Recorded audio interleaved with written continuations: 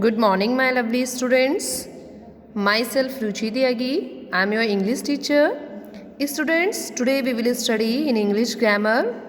In English grammar, we will study chapter 9th. Students, our chapter 9th is the preposition. Students, our chapter 9th is the preposition. A preposition is a word placed before a noun or a pronoun to show its relation with other words in a sentence. Preposition एक ऐसा word है जो एक noun या एक pronoun से पहले लिखा जाता है to show its relation with other words in a sentence.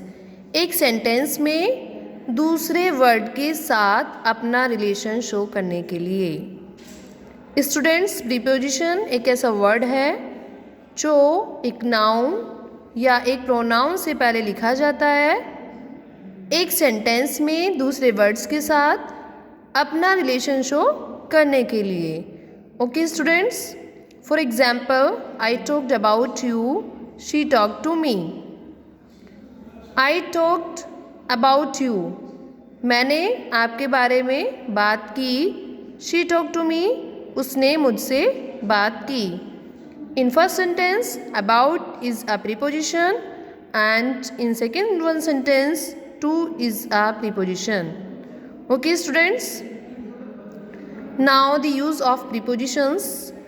At is used for an exact time, for an exact place.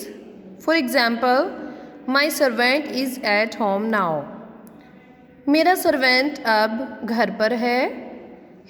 We will come to your house at 5 p.m. हम आपके घर 5 बजे आएंगे। They went home at the end of the program. वे program के end होने पर घर गए।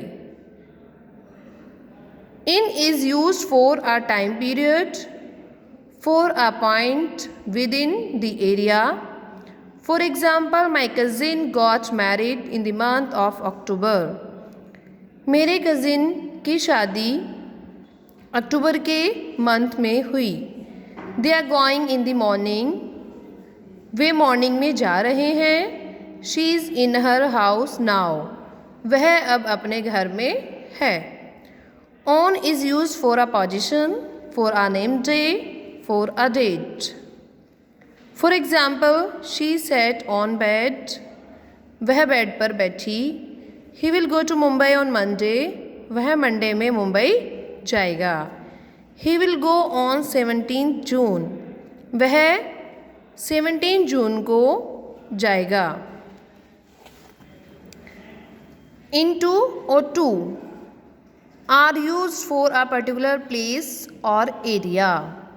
A dog fell into a well, एक डॉग एक वेल में गिरा। We ran to school, हम स्कूल दौड़े। For is used for duration. It tells how long something lasts. For duration के लिए यूज़ किया जाता है। It tells, यह बताता है how long something lasts, कि कोई चीज़ लास्ट में कब से हुई है या कितने लंबे टाइम तक हुई है। For example, Mrs. Sood taught at this school for 35 years. Mrs. Sood taught at this school for 35 years. Mrs. Sood ने इस स्कूल में 35 years 35 साल से पढ़ाया या 35 साल पढ़ाया। From the starting point of an action. From is used for the starting point of an action. किसी एक एक्शन के स्टार्टिंग पॉइंट होने पर, जैसे exam will be held from 8 AM to 9 AM। Exam सुबह 8 बजे से 9 बजे तक होगा। Our guest will stay from Monday to Wednesday, हमारे गेस्ट मंडे से वेंसडे तक स्टे करेंगे। हमारे गेस्ट मंडे से वेंसडे तक स्टे करेंगे।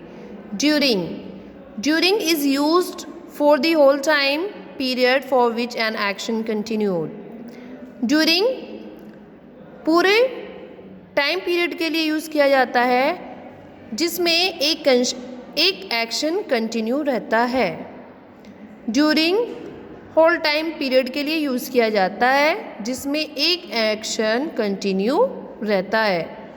For example, it continue to rain heavily during the night. It continue to rain heavily during the night.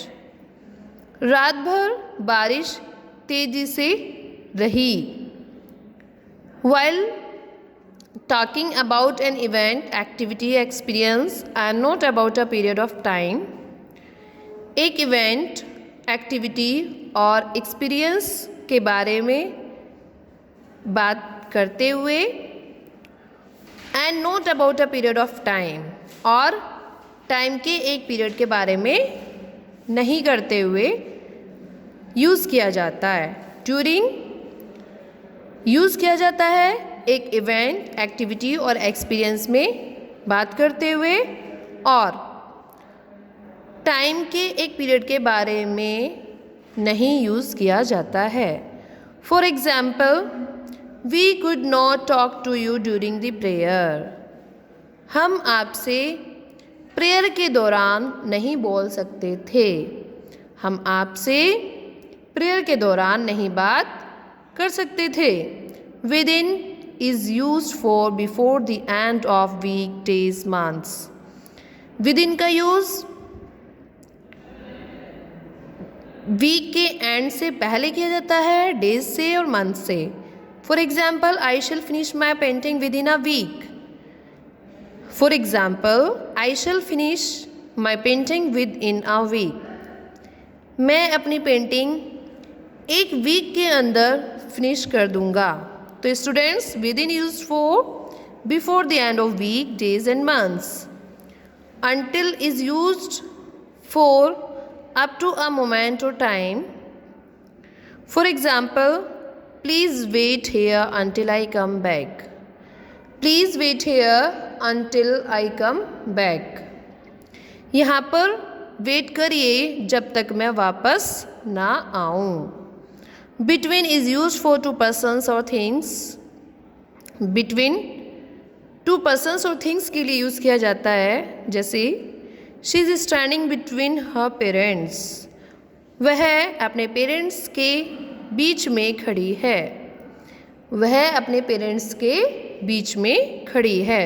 तो students, between is use for two persons और things. Among is use for more than two persons और things. Among two persons से ज़्यादा के लिए use किया जाता है और टू थिंग्स से ज़्यादा के लिए यूज़ किया जाता है. Use for more than two persons और थिंग्स. टू पर्सन्स या थिंग्स से ज़्यादा के लिए हम अमंग का यूज़ करते हैं. For example, distribute the chocolates among the students. Distribute the chocolates among the students. Students के बीच में चॉकलेट्स को डिस्ट्रीब्यूट करिए. तो students, this is our 9th chapter, the preposition. I hope that you all students will get the explanation of this chapter. Thank you and have a nice day.